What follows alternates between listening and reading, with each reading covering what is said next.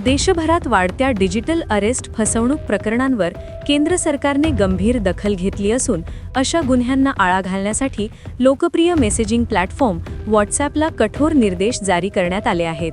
नागरिकांना बनावट call, video call किंवा संदेशांच्या माध्यमातून घाबरवून आर्थिक फसवणूक करणाऱ्या टोळ्यांविरोधात तातडीने उपाययोजना करण्याचे आदेश देण्यात आले आहेत. माहिती तंत्रज्ञान मंत्रालयाने वाढत्या तक्रारींच्या पार्श्वभूमीवर ही भूमिका घेतली आहे.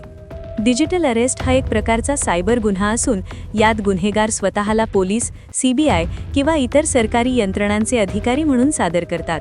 संबंधित व्यक्तीवर गंभीर आरोप असल्याचे सांगून त्यांना व्हिडिओ कॉलवर ठेवले जाते आणि अटक टाळण्यासाठी पैसे भरण्याचा दबाव टाकला जातो.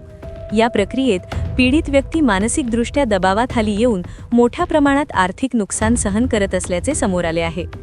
सरकारच्या निर्देशानुसार व्हॉट्सॲपने संशयास्पद खात्यांवर त्वरित कारवाई करणे, बनावट ओळखी वापरणाऱ्या अकाउंट्सना ब्लॉक करणे आणि वापरकर्त्यांच्या तक्रारींवर तत्पर प्रतिसाद देणे अपेक्षित आहे.